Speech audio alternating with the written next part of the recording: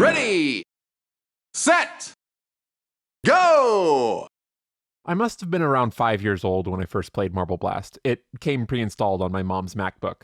I have a real history with this game. I won't get into it now because it would be a tone shift I could never recover from, but let's just say I have some Marble baggage. Trademark. It was $20 at launch, but today you can get Marble Blast Gold for free yourself. It's been preserved in its original 4:3 aspect ratio with all of the wonky sound effects included by the still fiercely dedicated fandom over at marbleblast.com. Bless them. When you do, though, remember to go into the options menu and turn on Always Free Look, because this game has a tick box included just so you can clarify that you'd like to be able to look up and down without pressing a dedicated button for it. This was released in 2002, I'll let it go. So even now, Marble Blast Gold is an incredibly important game. It fostered a tightly knit modding and speedrunning community basically overnight, and I think that alone makes it worth analyzing in more detail. I'm not really interested in telling you the history behind this thing. I'd rather just give my best attempt at explaining why this game was such a catch in the first place.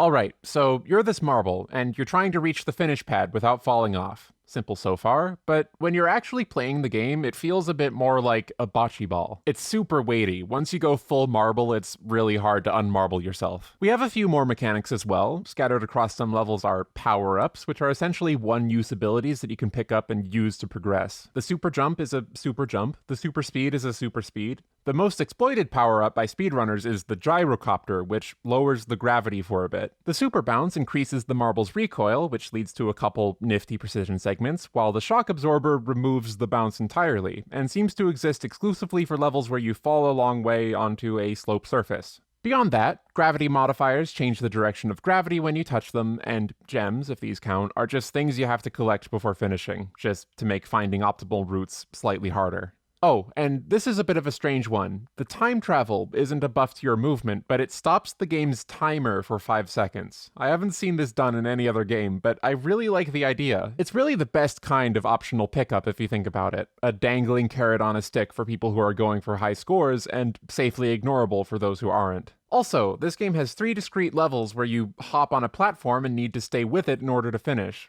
Auto-scrollers, as the kids call them these days. I mention this because time travels make them actually worth replaying. Like, you can get a faster time even if the actual time elapsed is always about the same. More games should have these. A bit less gracefully implemented, however, are the hazards. Little thingies you're not supposed to touch. Bumpers bump you around, mines explode you away. They're functionally identical, but you'd better believe both of these get a standalone tutorial level. There's also a triangular bumper, which you won't be told about. It gets worse from there. The trapdoor is a little rectangle that very loudly falls from under you when you touch it. It's not even that bad of an idea, but it's demonstrated once and then used, like, I want to say twice after that. Once in a 30-second spat on Trapdoor Extreme, and once on this shit, fuck shit, ass, fuck shit. These purple fans just blow the marble around, and it pretty much never reads clearly. This is iterated upon a bit with fan lift, where you're lifted by fans, and it's annoying and finicky. And then escalates to airwalk, where there's so many fans that I can't Ready, set, and then the shitfucker himself, the tornado.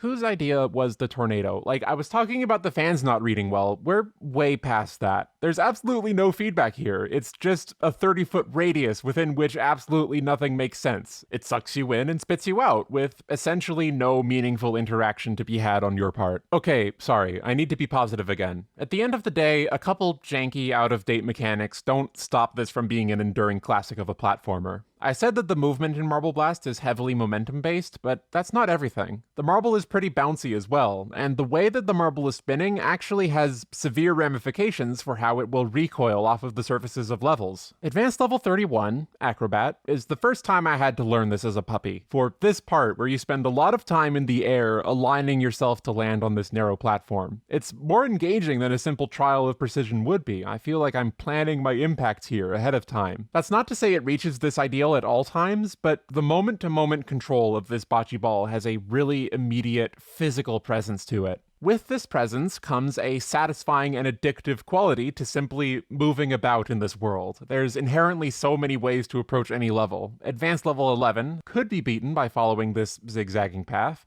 The more enticing method, however, is to hop across the gaps like so. go!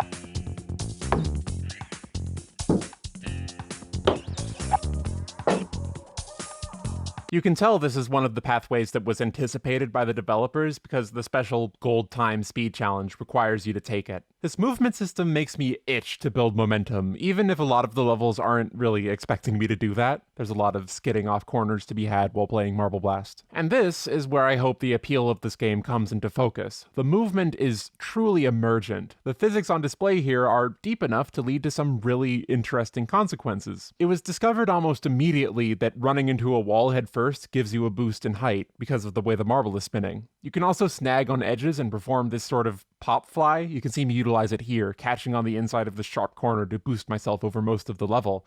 These tricks and shortcuts come to you intuitively if you spend a lot of time with the engine. They're really fun to execute and feasible to pull off as well. It's really not surprising that such a tight-knit speedrunning community formed around this game so quickly. Even the basic jump is expressive and spontaneous. It launches you perpendicular to the ground. You can gain momentum by bounding down a hill and fucking comboing jumps as you slide off a ramp. It makes sense when you do it in-game. So, with all this, do I recommend Marble Blast Gold? I mean, it's free now, if that matters to you, but, do I endorse this as a piece of art? Well, 6-year-old Patty Taxon is going to be really upset about this, but I'm not sure. I don't know if you remember from back when you played this game on your dad's iMac, but there is so much jank in this game's level design. I mentioned a couple paragraphs ago that there are, in fact, 2 identical levels that serve to tutorialize the landmines and the bumpers, but it goes beyond that. This game's tutorial comprises the first 24 levels, the beginner stages as they're called, and it's simultaneously overbaked and uncommunicative at the same time. The dodginess starts right away. The first level weirdly decides to, teach you about each of the cardinal directions of movement one at a time. It only makes sense if you play the entire level without turning the camera, and even then, there's still this curveball where it tells you that you can move left using the A key, which in this instance actually sends you careening off the level. I have to assume this has happened at least once. There's also a few simply redundant tutorials. If I came across a platform that moves laterally or vertically on a cycle, I'm pretty sure I would just assume that's a part of the game. I don't need to be introduced to each of these concepts in their own discrete level. Along with that mess, there is a massively simplified stage for every mechanic in this game. It isn't all that bad as much as it is just brutally and excessively utilitarian, and takes up a quarter of the level set. Oh, and while we're talking about redundancy, there's a few levels whose inclusion will seem unexplainable when you first come across them. Like Fork in the Road from the intermediate levels, which looks like a big tangle of paths, but is actually pretty trivial to finish. The existence of this level only makes sense when we reach its variant, Spork in the Road, which is the exact same level, but there's gems strewn around it this time. It's an actual level now, an exercise in navigation and routing, if a bit of a simple one.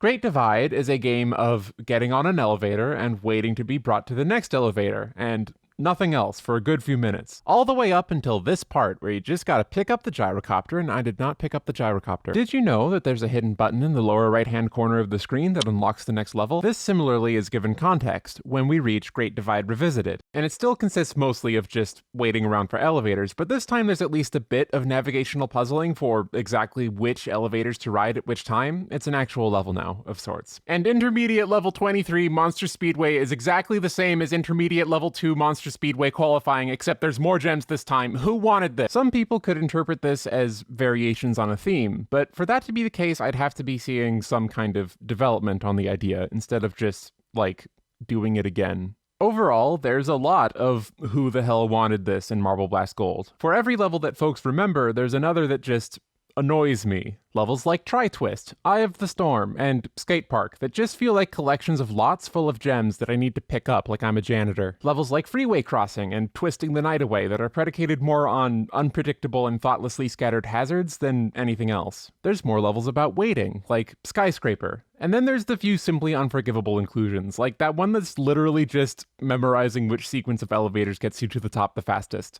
Or God, that ass tightrope level, with these impossibly skinny paths that really don't appear anywhere else in the game. It's easier if you figure out that you can just play the entire level without moving the camera. Okay, sorry, I'm almost done. It's just that this has been on my chest since I was a puppy, and I need to fucking fry these fish. The worst level in the game is Threefold Maze. It's a gargantuan structure of twisting paths with exactly 3 gems hidden within it. I memorized a route to take when I was young, and I still remember it. Look diagonally to the left and jump down to the bottom of the long vertical path. Use the gravity modifier to travel up its length and collect the first gem. Leap to the parallel path below and to the left of this one, turning back to revert gravity lakewards again. Grab gem number 2. Follow the path until you reach this Gordian knot where you can turn gravity completely upside down and travel upon the pink ground. Use the Wiener Schnitzel prism to boost yourself to this bit of track where you'll then roll over the hill and down the pink zigzag to discover the last gem in a little ditch. And then,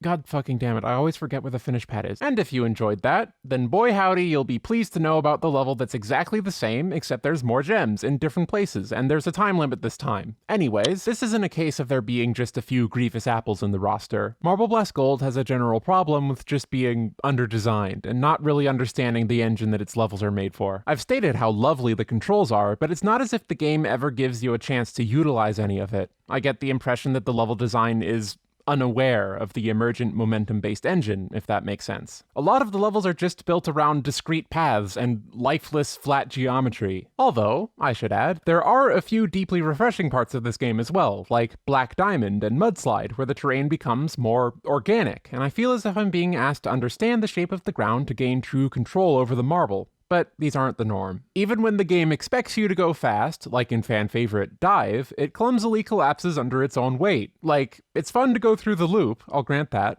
But other than that, this level is a strip of land with obstructions arbitrarily scattered over it. You gain momentum by going a while without hitting things, and you lose it by hitting things. Marble Blast Gold is, to say the very least, a bit of a shaky start to this journey. But there's more to come.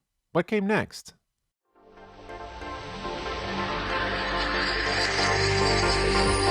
I'm gonna be completely honest with you, I didn't play this one. It was an Xbox Live Arcade exclusive at the time, which didn't jive with my PC gaming lifestyle. However, I did watch some people play it on YouTube, and there are a few things that I noticed. For one, this game is a lot more polished than its predecessor, and I'm not just talking about the snazzy reflections. There's a lot of repeat content, but it's not just a port. The opening levels have been completely retooled into a far less awkward and artificial, for lack of a better word, tutorial. The game's lessons are taught in environments that resemble levels instead of empty, single-purpose lots. Another attractive feature is the inclusion of Level 7, Bunny Slope, which seems to exist for no other reason than to get the player excited about going fast. That's a nice addition. The tutorials are generally a bit clearer as well. Like, the gyrocopter level actually asks you to move around and discover that the marble is a bit slower to turn. The level that teaches friction surfaces has bends in it, unlike Gold's, where you can actually just go straight for the finish and entirely miss the special properties of the surfaces you're traversing. A lot of the clumsy learning curve hiccups in Gold have been smoothed out here as well. For Upward Spiral, instead of having this one stretch of pathway where the geometry suddenly gets overwhelmingly complex in a way the player hadn't seen up until that point, we get a much simpler array of gaps, fit for the general spot in the game that it appears in. Also, these walls are slightly shorter, so you don't have to spend time figuring out that you need to jump and then quickly use the super jump power-up in midair like 6-year-old Patty had to. It's not just tiny patches like that either. There's a lot of levels ported over from Gold, but they're reordered in such a way, and with a good selection of new levels of all difficulties, that the game manages to create a new and much more natural difficulty curve. Or so it seems. Overall, Marble Blast Ultra makes me feel like a bit of a chump for railing on Gold so hard when all it had to do was grow up a bit. It's a perfectly fine, functional, serviceable version of its predecessor. Marble Blast Ultra is uninterestingly good. Anyways, I want to move on to another installment of this series. It's way more in danger of being forgotten, and it's one that I actually played as a puppy. We're also going to be spending by far the most amount of time on this one, so strap in, folks. This is Marble Blast Platinum is a fan mod for Marble Blast Gold. It's the first of the really big ones. It was released in December 2007 and includes a whopping 120 levels. It spawned a whole bunch of new fan mods in its wake, and they're all bad, don't play them. Marble Blast Platinum, to put it as simply as I can, is all of the best and worst things that happen when you let your core player base design a game without any supervision. This is, and I could never stress this enough, not a recommendation for you to play Marble Blast Platinum. It's a train wreck. Half the levels defy reasoning as to how a human could have designed them and found them fun. The difficulty curve is more jagged and unmanaged than you could ever imagine, and the marble clacking sound effects have a noticeable noise floor. But I think it's important to note that this is a fan mod, and that necessarily demands a shift in how I approach this critically. Marble Blast Platinum was made for free by the most dedicated sect of the fanbase, for no other reason than the simple want for more levels in their favorite game. In this moment, even as I praise or criticize the content of this mod, it's for a purpose outside of just criticism. It's a case study. Marble Blast Platinum is a very interesting piece of art. If you want to play it, you can only get it bundled with PlatinumQuest, the successor mod that was released 10 years later, and that's kind of annoying, right? Like, if there was any way to ensure that Marble Blast Platinum ended up completely forgotten, it would be to have it available exclusively as what amounts to a level pack in a second, let's face it, much worse mod. We'll get to it. Anyways, if you turn off the reflections in the options menu, it'll look like how it did in 2007 if you want the authentic experience. Alright. One interesting thing about these mods is that a lot of them actually had ambitions for being a standalone game that simply exists within the same engine. So for Platinum, you'll see they actually had their own crack at making a tutorial for this thing. Honestly, it's alright. It's actually better than Gold's tutorial in places. Some concepts are handily merged together into singular levels. For example, the Super Bounce and Shock Absorber power-ups both modify the marble's recoil, so both of these levels are put together into recoil training, which also acts as the player's first introduction to the idea of controlling the marble's spin over long drops, which is important. These levels have a heftier job though, because along with everything else, there's a paw full of new gameplay mechanics that were introduced in this mod. These new mechanics are notable for being exclusively bad. Okay, that's not true. I like the bouncy floor. The bouncy floor is pretty fun and gets used creatively enough later on, but other than that, there's an entire suite of terrible ideas here. Firstly, there's checkpoints in some levels now, which isn't a bad idea on its own. Ultra actually introduced them first, and the Platinum folks probably got the idea from there. Simply giving the player a new spawn point in the middle of a stage is fine on its own. The problem is that the designers took this as license to make levels that never fucking end, since you can just pepper the entire thing with checkpoints to create what's essentially a string of mini-challenges. God, the expert levels are a train wreck of the highest order. We'll get to those. There's another much worse design byproduct of these checkpoints though. How do I explain it? So, in Marble Blast Gold, some of the levels had time limits, but it wasn't very good at getting this information across. The one way to find out that any given level has a time limit before you start playing is this one easily missed blob of text in the level select screen. And once you start playing, there's essentially nothing communicating the time pressure. The clock on the top of the screen is still going up instead of down. And if it runs past the limit, you won't even be told that the level is incompletable until you actually step onto the finish pad and find out that you fucking failed. Platinum improves on this. You get a warning when the clock is about to run out, and a prompt to restart the level when it finally does. Good job. But to bring it back to the checkpoints, there's a slightly weird interaction here. Respawning at a checkpoint doesn't turn the clock back. You gotta restart the level entirely to start the timer again. Which means, if I may jog your imagination, that you'll be playing through Advanced Level 32, Thief, with relative ease until this one ass part where they just threw a shit ton of hazards into one path, and that'll get you stuck for a while. Until you finally discover, for what's possibly the first time ever, that this level had an arbitrary time limit all along and you have 30 seconds to get to at which point you correctly surmise that that definitely won't be happening and you might as well restart the entire thing. Time limits and checkpoints are fine concepts on their own. They just, cancel each other out. It's wild. Moving on, the time travel pickups are a bit different in this mod. There's a level near the beginning dedicated to showing the player that they can reduce the time by different amounts, even though they all look the same. And in true Marble Blast Platinum fashion, there's even time travels that add time to your final score. Those look the same too. It's perfect. If you remember the varying friction surfaces from Gold, there's more here. We not only have slippery surfaces and grippy surfaces, but kinda slippery surfaces and extra grippy surfaces. 3 of them. A feature that was already kind of messy and underutilized in the base game, now fragmented to an even greater degree. How many times did you think you were going to use the tarmac? There's a level that teaches you about magnets, which suck, and I hate them. Their sphere of influence, and the consequences for acting within it are basically impossible to read, which compounds on itself in the moments where we're asked to trust these magnets to hoist our marble across gaps. To be fair though, this is basically just a variation on the tornado hazard, which was a bad idea when the Gold crew did it, but I understand the desire to iterate upon it. What I can't forgive, however, is the inclusion of the random force surface. For that one, you're gonna have to ask God. It's just a surface that pushes you in one of 4 random directions when you touch it. That's it. The only time this mechanic is ever used is when the level designer runs out of ideas and says, fuck it, have a pathway made of random force. That'll get ya. If you'll allow me to be a bit candid for a second, I cannot understand what thought process could lead someone to program this. It defies reason. I've been holding on to these thoughts for over a decade. It's good to let them out. There's one more thing that the Platinum tutorial decides to teach the player, but before we get to that, I want to illustrate something interesting about game design that I've been thinking about for a bit. It's time to go on a weird tangent, is what I'm saying. It's related, trust me.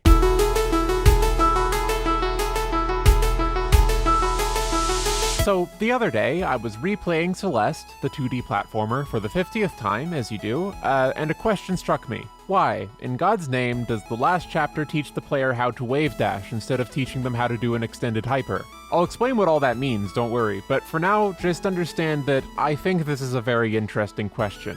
After all, extended hypers are easier to execute and more consistent as well once you get the timing down. I've seen a lot of folks get confused about this, and it's not like I don't understand why, but the people asking this question are all pro speedrunners or mod freaks who learned this game's advanced movement tech from other speedrunners and mod freaks. Consider for a second what the average player experiences.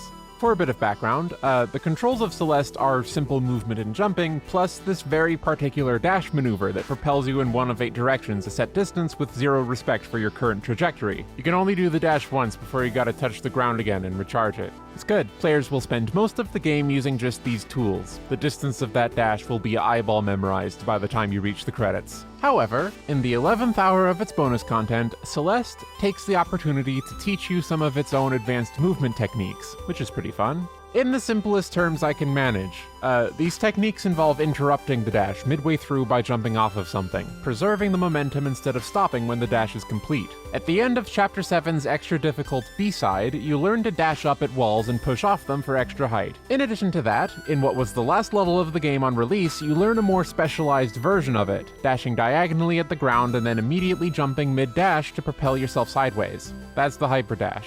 You still with me? I'm almost done. I said you get your dash back when you touch the ground, but there's an extra rule surrounding this. The dash won't refresh if you hit the ground after having dashed less than a few frames ago. It's an amount of time that's imperceptible to any player for the meat of the game. However, it means that you can't dash immediately after doing a hyper dash, even though you perform it by dashing into the ground and jumping off. All of this leads us to the midpoint of Chapter 9, a year after the game's release, where the player is taught how to wave dash. It's a modification to the hyper dash, where instead of initiating the trick on the ground, you start up in the air so there's a greater length between the dash and the point where you interrupt it with a jump.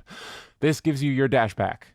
I really hope that made sense. I'm sorry. Now, some people, not naming names, have questioned the decision to specifically teach the player how to wave dash here. See, there's another modification to the hyperdash that fulfills the same purpose. If, instead of starting in the air, you simply gave yourself a bit of space on the ground, you could dash diagonally downwards and travel along for the amount of frames you need in order to pass the dash refreshing threshold. This is called an extended hyper, and once you get the timing down, it is a strictly more consistent trick to pull off. There's nothing to really mess up besides the timing, whereas a wave dash can be thrown off by just being in the wrong position in the air. The wave dash has slightly different utility, it doesn't need the extra running space, but the extended hyperdash is never mentioned at any point in the game, despite the several points of action in which it would be the preferable tool to utilize. So, I return to the question I asked at the outset of this tangent. Why does Celeste teach the player how to wave dash instead of teaching them how to extended hyper? Well, here's an educated guess. The wave dash reads better. Like, maybe it's easier to mess up, but the feedback is instant. All the tutorial needs to tell the player is that getting little distance means you were too far up and losing your dash means you were too low. Both of these outcomes feel intuitive and read as the direct consequences of poor positioning, in contrast to the extended hyper where you're only ever too late or too early. The only way for me to teach extended hypers is to just insist that you'll get a feel for the timing eventually. Counterintuitively, adding more room for error has made the trick easier to conceptualize because there is now a visual element alongside the timing challenge. In short terms, the wave dash resembles something that a human would actually design, whereas the extended hyper is an emergent consequence of the game's engine and nothing more. My conclusion is as follows. When expressed as intentional game mechanics, speedrun tricks don't necessarily translate to good design. Alright, now we can talk about Marble Blast Platinum's relationship with the fandom's speedrunning community. In several of Platinum's stages, the designers saw fit to canonize various speedrun tricks and give tutorials for them. Most obvious are Learn the Wall Hit and Learn the Edge Hit, tricks that I explained earlier, but it goes a bit deeper than that. Like, have you noticed while watching those classic Marble Blast speedrun videos that the players never look where they're going? Well, that's because some quirk of the engine made it significantly faster to move diagonally.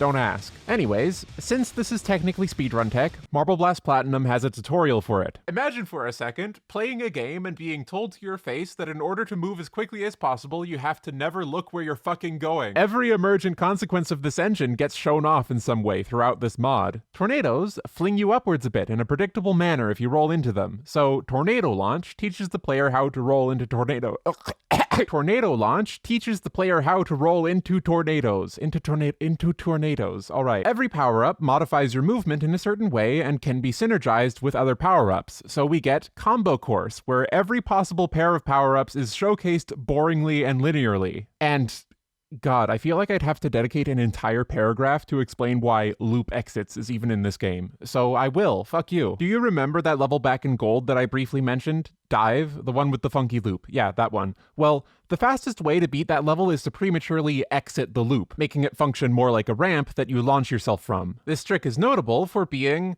bullshit, and I hate it. Anyways, loop exits presents you with a loop that you're not actually supposed to use. You're supposed to do the premature loop ramp trick, because this game apparently needed what is essentially a tutorial for speedrunning a specific level from a completely different game. Okay, let's tone down the exasperated YouTube game reviewer voice for a bit. This isn't strictly bad, it's really just emblematic of how this mod was conceived. This is very clearly a labor of pure fandom, this harsh intersection between apparent knowledge of the game's engine and honestly amateurish level design is actually kind of charming if you think about it for a second. But if you remember, precisely 1 million years ago at the beginning of this segment, I said that this game was all of the best and worst things that happen when you let your core fanbase design a game without any supervision. And I think it's about time that I explain the best side of that statement, because this exact phenomenon that I'm describing right here also results in some really cool stuff. Like, playing this fan mod is what made me truly understand what an excellent mechanic the wall hit was. Thinking back to the paradigm I illustrated with Celeste, the wall hit reads well. It's easy to conceptualize the extra height you get from the marble's forward rotation clashing on the wall, because the marble's spin and its consequences for the direction of its recoil is already something that you learn to internalize for a variety of situations. And this is why I can't even be mad at the mod's desire to just indiscriminately canonize every speedrun trick the game has, because it meant that they had a 100% chance of being able to utilize the one trick that actually functions as a piece of game design. Every time this mod requires me to gain momentum and smack into a wall for extra height, it makes sense. It doesn't feel like a glitch or an emergent feature of the engine in the way that most of these other tricks do. It feels like one of the many facets of this marble's relation to spin and recoil, and in a few select cases, Platinum's relation to the physics engine is actually handled far better and more inventively than it was in Gold. At Marble Blast Platinum's highest points, the geometry is precise and multifaceted. The design inspires that exact kind of emergent play that I was so enamored with when I talked about Gold all that time ago, and the inventive uses of wall hits is just the beginning of that. This is a good time to bring up an interesting thing that I discovered when I revisited this fan mod as an adult. Every level that I remember fondly, like every single level that I remember being fun and interesting as a puppy, the particular levels that I've been showing footage of as examples as I explain all this, they're all credited under the same designer, and his name is Phil. Who the fuck is Phil? Okay, I didn't spend time on the forums, at least not while I was old enough to internalize the names and personas of other people. I have no idea who this Phil is, and since he's just a first name, I've hit a dead end. All I'm gonna say is that Phil's name is attached to the best fucking shit that this engine has ever seen, and I wanna know where the hell his game is. Phil is credited for levels all around the difficulty spectrum, and his unique insight is apparent from his earliest offerings. The levels Mini Mountain and Keep on Rollin' are seemingly small and easy little stages, appropriate for this part of the game, but they're just so much more replayable than anything else surrounding them. They both have something to figure out. Mini Mountain with these little peaks that you can optimize, and Keep on Rollin' with these ramps that you can cut the corners on with enough speed. And even though they aren't very difficult, there's still an entire dimension to these levels that you can discover. And it's all intuitive. It's physics. And if you'll allow me to just gush for a second, I want to look at the other end of the difficulty spectrum. Expert level 23, Mastering the Marble, is ostensibly about the player's mastery of the game's various mechanical interactions, but really, this is just as much a demonstration of mastery from Phil as a designer. From beginning to end, this level betrays a deep and vivid understanding of the Marble Blast engine. Every precise jump and bounce I'm asked to perform in this level is an engaging puzzle. Evaluating the terrain and executing the movement are simultaneous. It's a vision of a true 3D precision platformer. You know, that thing that every gaming YouTuber said was an impossible combination because they were disappointed with some Sonic games and folks just believed it for some reason? Phil did it, and it's the best shit. Honestly, it's kind of difficult to verbalize a lot of the thought processes that I'm going through in this footage. Most of it is informed by just internalizing the marble physics. It's like how when you've been stuck on a puzzle in The Witness for too long and someone asks you what the hell you're trying to figure out. I'm lost for words because so much of what I've learned is wordless. I can verbalize this part though. It's one of the more puzzly bits. I'm on a skinny tightrope with a 90-degree bend in it. I need to jump over and grab that power-up, but there's nowhere near enough land on here for me to build momentum. The solution is to do this. Phil's levels from all over this mod's difficulty spectrum are simply the closest that a 3D game has ever come to giving me an experience that matches any of those universally adored 2D platformers like Celeste or Super Meat Boy. It's the whole reason I'm bringing up Marble Blast Platinum in the first place, because it's in danger of being forgotten, and I don't want anyone to lose sight of this genius. I don't have a better word for it. Also, fun fact, Phil made the music for this mod, and it slaps my dick. But, I'm gonna have to level with you here. The presence of Phil's design in this mod doesn't really do much to improve my chance at recommending that you, the viewer, play Marble Blast Platinum. For one, it's a minority. Like, he very vastly outclasses everything else in here. But also, Phil's levels represent some of the harshest fucking difficulty walls that this mod will throw at you. They're hard, and they show up way too early. 11-year-old me and this one guy I found on YouTube who did a Let's Play of Platinum, please don't bully him, both got stuck for an inordinate amount of time on Roll Like the Wind, one of Phil's intermediate levels, and that's just one example. Yes! Yes! Finally! Oh boy! You are conquered! It's actually a great level in isolation, but in context, it's just another brick in the wall of this mod's grievous undertesting. The community seems to have this conception of Marble Blast Platinum being this incredible challenge only for the truest fans, but I'm almost certain that this is just a case of not testing the difficulty curve enough. Very often, there will be one part of a level that just seems to be on a completely different plane of difficulty than the rest of it, in a way that feels like a mistake instead of an intentional skill jump. Michael's final adventure is actually kind of a bland level, just a few precise jumps and wonky ice platforms. It's pretty manageable. That is, save for these fucking skinny-ass tight ropes. This is, for one, harder than anything else in this level by a long shot. For two, there's nothing else like this anywhere else in the mod. There's levels about skinny platforms, catwalk and slow ropes that show up later in the stage list, but nothing in them resembles this. And again, to stress, this is a free fan mod from 14 years ago, but now that I've explained the high points alongside this, you might be able to understand the frustrations that I have when it comes to actually recommending it to people. Like, I feel like I haven't even properly expressed how much of a hot mess this mod is. Can I just rant for a bit? Can I just become a YouTube gamer for a hot second? It's for me. It's for me. I've been holding. So, just to start, remember back in the gold segment when I briefly complained about levels that feel like vacant lots filled with gems that you have to collect?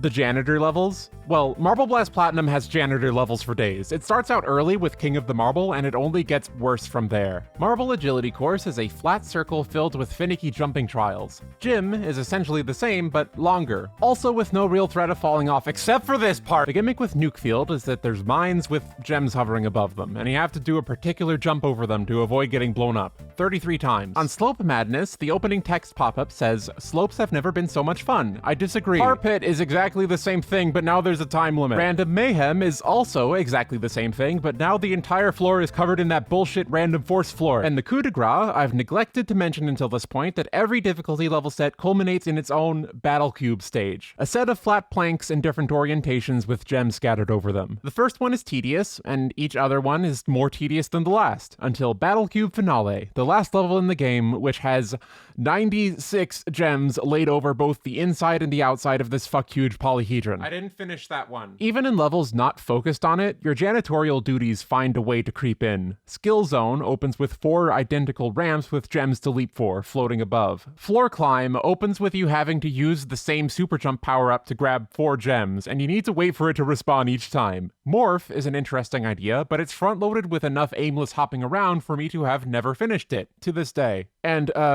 just for my puppy self, I need to mention these before I move on. Gap Aimer is, contrary to the title, not about aiming at all. That would require there being some way to gauge your trajectory and adjust it. It's supremely frustrating and also may as well not exist. Puzzle Ordeal is only a puzzle insofar as fitting between narrow gaps and noticing there's a super jump here is a puzzle. And we can't forget Nuke Sweeper, the memory game level. Why? But that's not all. There's an entire set of levels that I haven't mentioned for dramatic effect, and that's the entire expert chapter. Everything both good and bad about this mod is turned up to 11 for these particular 25 levels. Like, it starts with a fill level, it's called Stamina, and it's transcendentally good as we've come to expect from the guy. And this lulls you into a false sense of security before you get to level 2, which is just a grid of tunnels with invisible out-of-bounds triggers scattered around it. This is the experience I go to Marble Blast for. I mentioned back when I talked about checkpoints, but when the expert levels roll around, the average level length suddenly goes way the fuck up. Way the fuck up, like 10 to 20 minutes the fuck up. It turns each level into a demonstration of the sunk cost fallacy. And even though I did go on to cite a positive example, Mastering the Marble, which is the peak of 3D platforming, a lot of the levels here are not only long, but very distinctly unfinished feeling. Here's an example. When you're playing Gyrocopter Monster Course, you might be wondering, wait, why is the path partially made from Marble Blast Gold Intermediate Level 22 Tornado Alley? What are the barrier walls of Beginner Level 18 Minefield doing here? What is the purpose of these massive fucking triangle bumpers that still become blurry at a certain distance even though they're huge and you can very clearly see the texture pop in? Well, simple explanation. This level was made in the Marble Blast level editor. It was this debug menu thing accessible from the developer console that the game just let you open. Press enter, and then press F11. Now you have a level editor so you can make your own levels. Press F4 to get all the options here.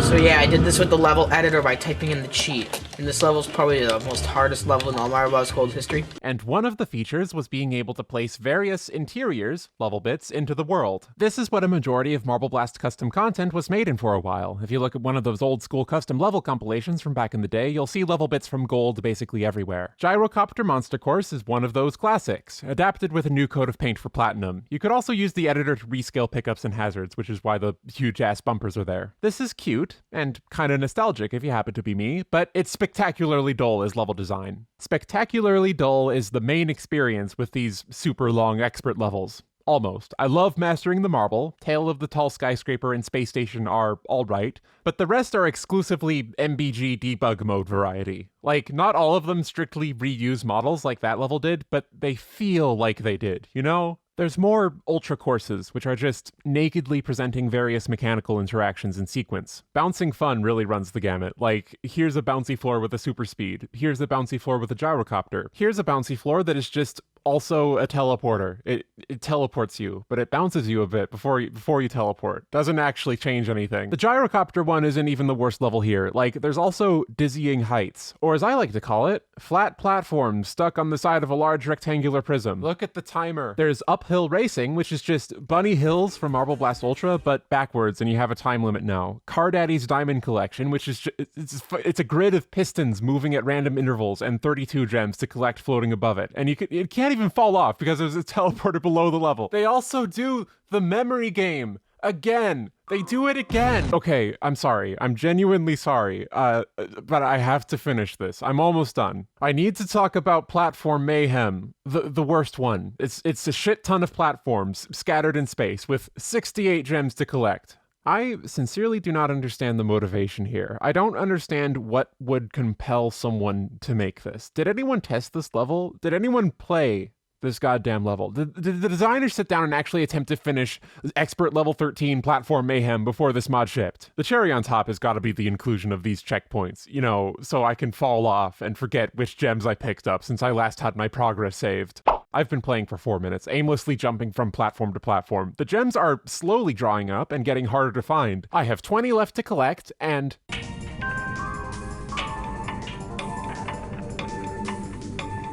so that's Marble Blast Platinum. It's incredible. Don't play it. But if you do decide to play it, congratulations, you passed the real test. You don't actually have to complete the levels in order anymore, which makes it a bit more accessible than it was on launch. Have fun? However, the story is not over. We have another game to talk about. The big follow-up mod from the same team, with even more levels, even more mechanics, and fucking 8 years of development time. This is Part 2.5, Play Echo. Echo is an 18-plus furry visual novel operating in the genres of romance, drama, and psychological horror. It's also, it's the best game. Sorry, Bennett. This isn't sponsored, by the way. I myself am actually paying the folks at Echo Project $10 a month on Patreon because I wholeheartedly believe they are the most important writers of our age. This isn't a bit. This isn't a fucking bit. In Echo, you read from the point of view of an otter named Chase, who's visiting his old rundown hometown and meeting up with the old friend group for spring break under the pretense of finishing a school project. However, things aren't the same, and old secrets are threatening to reveal themselves. Secrets hiding both within the folks you interact with and secrets buried in the history of the town you once called home. Echo provides 5 romanceable characters, each of which belies their own twisting and unfurling psychological horror narrative. Any singular route taken in isolation is a meaty and satisfying experience that probably could have changed my life, but in aggregation, they form a story with so many fascinating moving parts that it honestly shouldn't be real. It's confrontational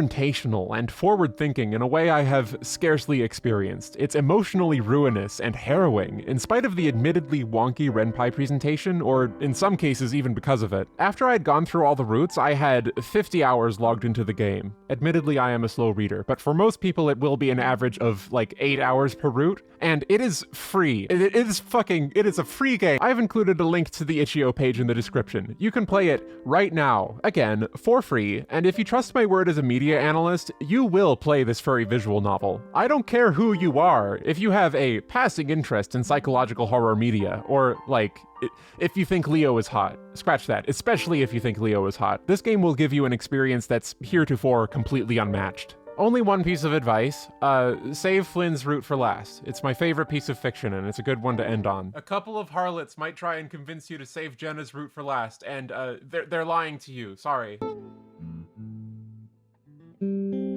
I remember the first trailer for PlatinumQuest like it was... What? Of course I'm keeping the puppy rant, Sona. This is what I look like. I remember the first trailer for PlatinumQuest like it was yesterday.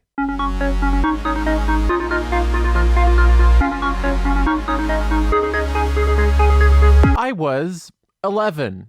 God, this trailer had a few intriguing things in it. There were levels that tracked lap times, some sort of 2D side-scrolling mode, and what appeared to be an honest recreation of the multiplayer gameplay from Ultra. Very exciting news for all 12 of you. After that, they released a paw full of feature spotlights. For example, this short clip that was released on October 2012 demonstrated the fact that gems and power-ups can fucking move now. Holy shit! These folks were developing a whole-ass thing, stuff that was previously unheard of in the Marble Blast modding space due to engine limitations was being flaunted like a pigment maker who just discovered a new color. There's reflection maps! Watching them press that button and seeing the platform fall into place with the gem following it was like magic the first time I saw it, I swear. Although, it doesn't really make sense as a dedicated tutorial. Like, if you saw gems and power-ups moving around on cycles, you'd probably just assume that's something that just happens. But still, this was exciting. It was interesting. It was novel. It didn't come out for another 5 years. Yeah, about that. It was July 2017 when this thing finally came out, after an 8-year development cycle. I had time to completely outgrow Marble Blast before PlatinumQuest hit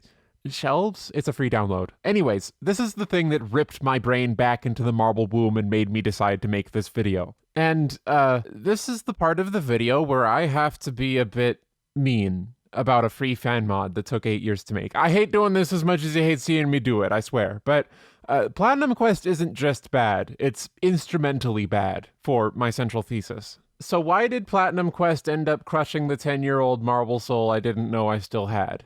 I barely know where to begin. For starters, it's difficult to imagine how a free fan mod could end up falling victim to feature creep, but that's exactly what happened here. The level design almost takes a back seat to the sheer amount of extraneous gameplay gimmicks that were implemented. I like how some of these decisions only make sense if you've been following this stuff for a while. Like, Gold had those time travel pickups that I talked about. Platinum built on this by having them give variable time bonuses, including negative values, but they still all look the same, so PlatinumQuest made the bold decision of having the negative time travels be designed with a red rim on the top so you can tell them apart, which means it's just another object added on to that long list of things you don't want to touch. It's a bumper. It's a hole in the ground. On the same sort of plane, Gold would often employ these launcher things that ran in the physics engine. Like, they'd consist of just a piece of geometry that shoves the marble at high velocity on a cycle. PlatinumQuest takes the initiative to streamline this idea with these goddamn cannons, which I hate. Like, yeah, the launchers in Gold were clunky and you had to wait for them to finish a cycle before they'd bop you,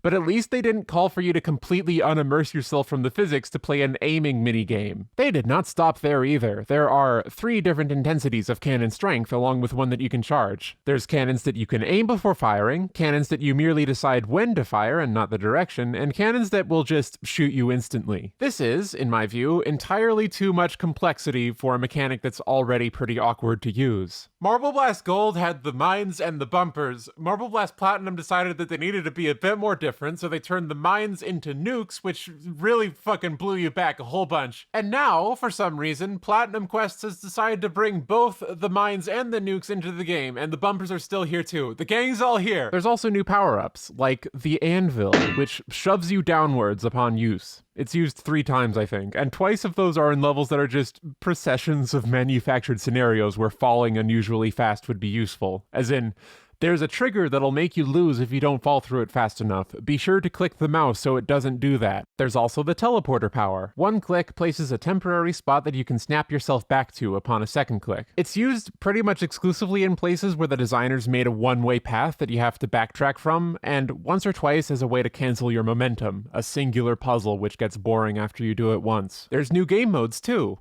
Entirely too many new game modes. We got levels where you do laps, as advertised, just in case you wanted to do the same level 3 times.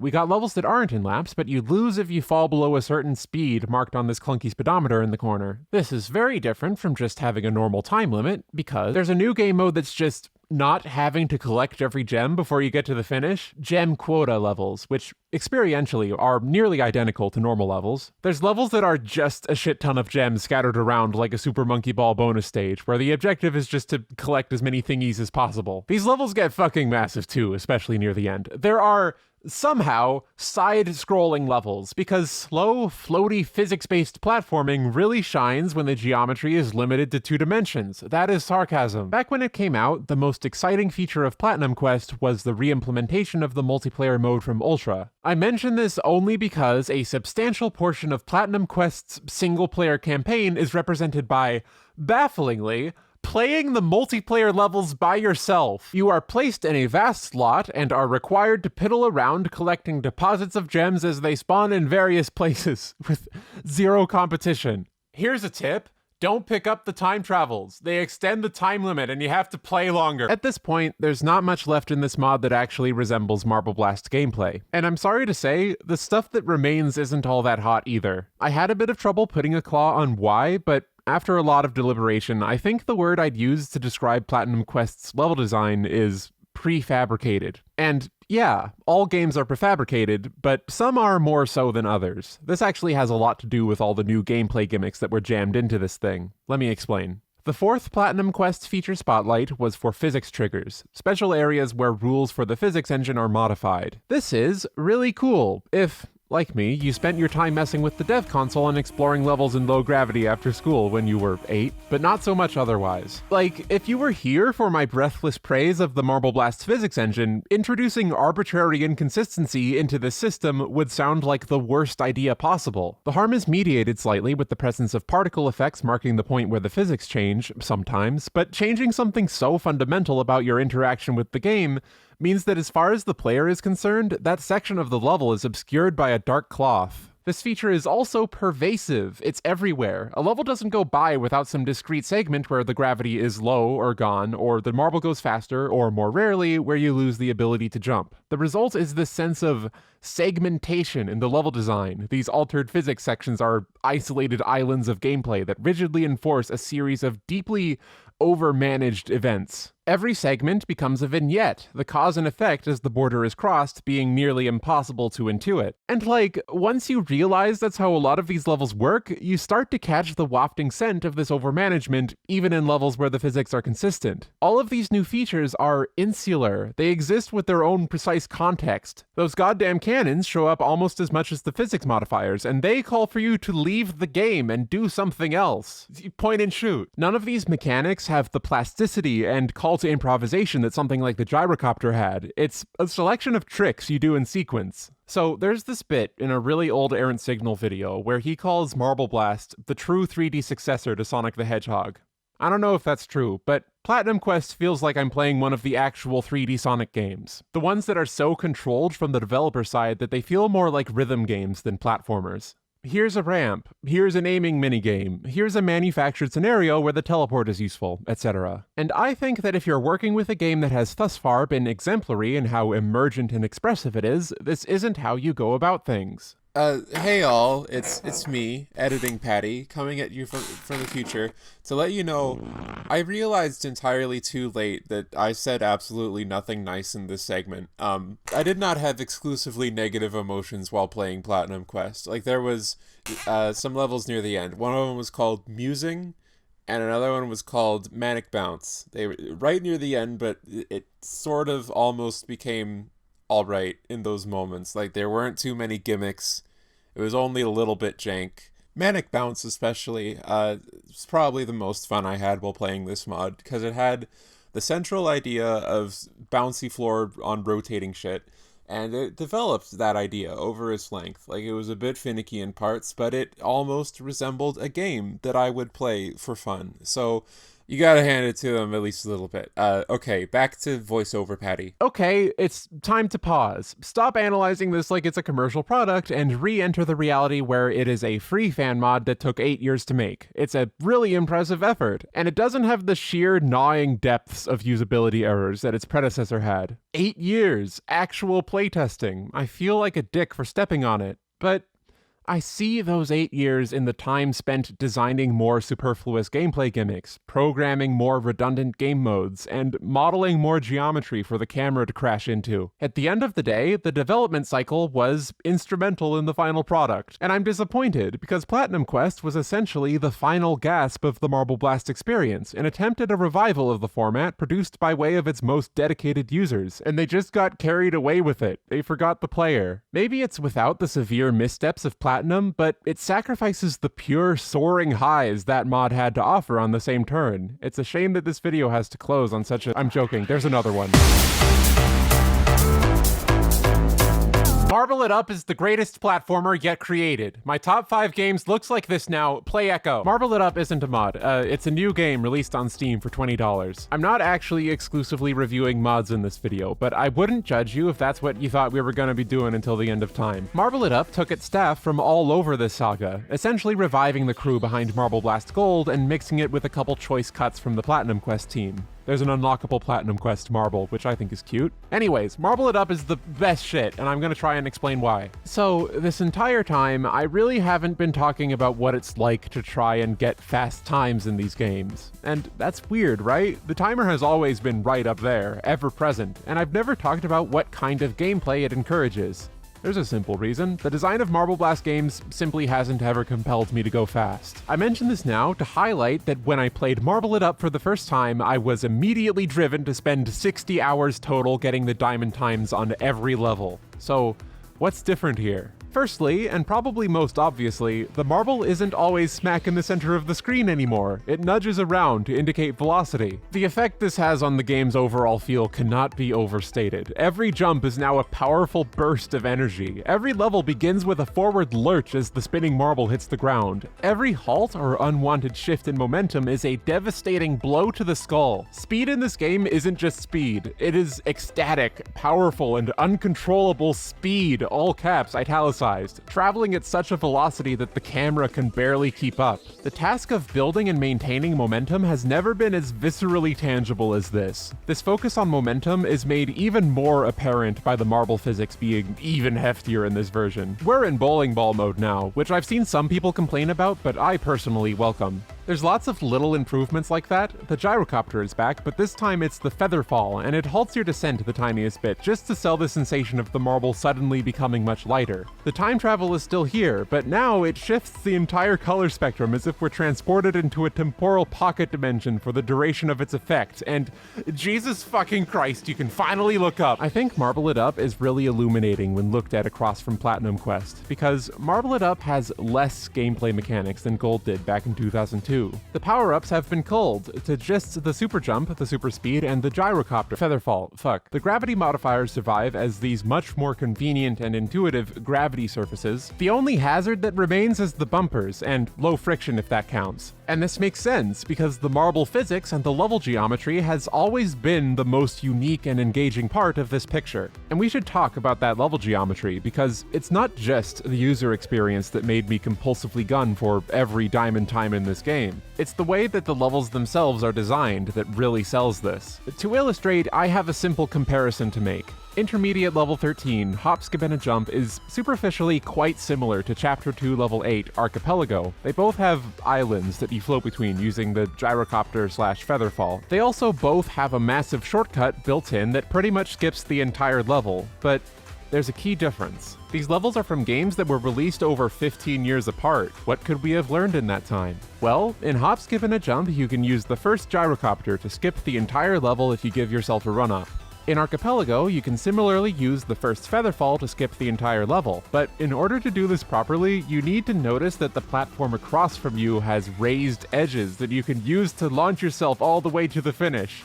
And that's almost the same, but it's just so much cooler to discover in the moment, you know? It feels like I've uncovered another aspect to this level's design, a new way to interact with it, a new challenge. Like, when I replayed Marble Blast Gold for this video, I didn't want to do the speedrun paths, even when I knew the method. It's too primitive. None of the levels are ready for me to try doing that. It ends up feeling like I'm finding creative ways to not play parts of the game, poking into some unknown design space where I'm not welcome. When I replayed Marble It Up, though, I found myself getting wrapped up in attempts to beat my old times, because look at it. Don't you just want to get in there? The geometry is so involved, scrumptious, teeming with possibility. There's level design to discover beyond the speed veil if you go looking for it. Every level goes so much further than you'd think if you just try to go fast, and entering this world is made as intuitive as possible. Let's take another example, River Vantage from Chapter 3, a level that belongs in the Guggenheim. The difficulty is pretty low, but there's also several snazzy skips that players are probably going to notice right away. However, they cause you to lose access to the checkpoints. And this makes sense because you're gonna learn to ignore those checkpoints eventually as you get deeper into doing speedruns, because the timer only resets when you start the level over entirely.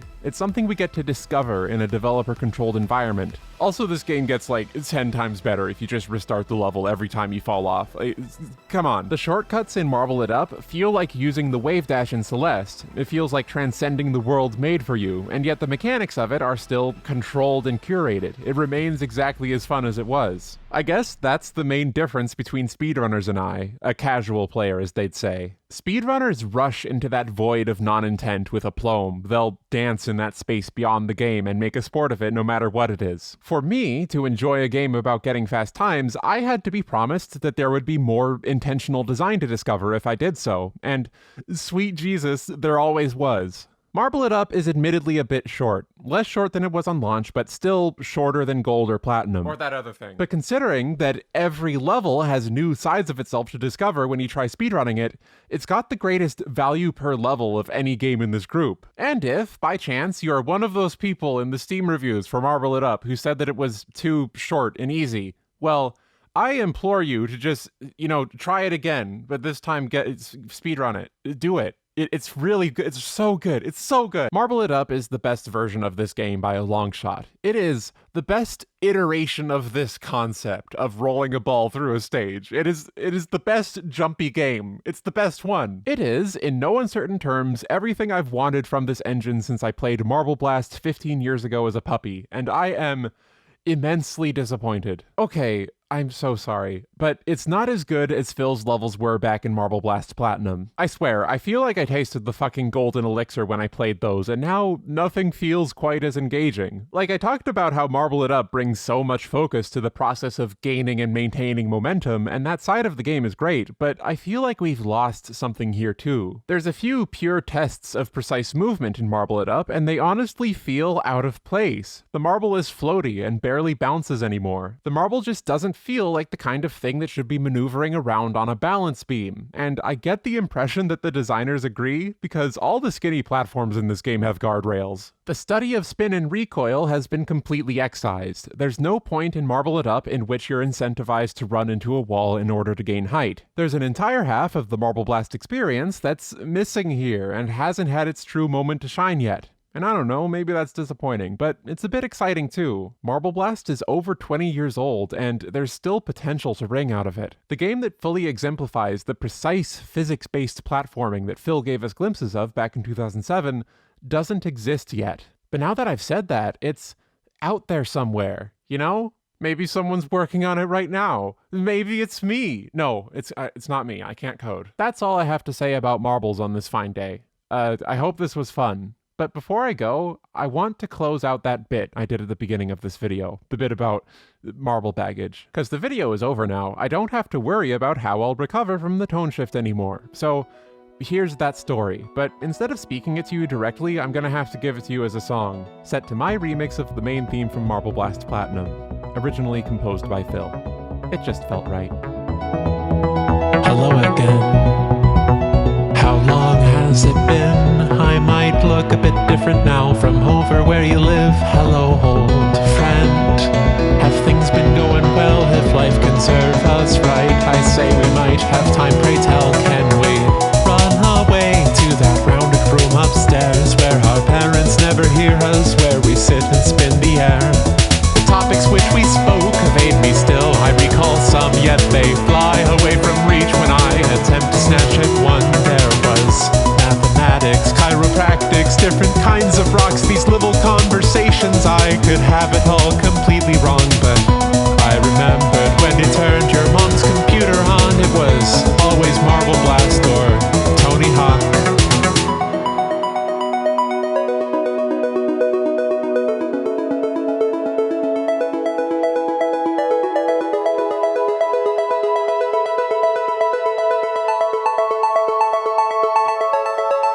Could you understand how much I love to watch you play your games? You were 4 or so whole years beyond me, someone so amazing, and although I can't remember your face, I know you'd play this game with me.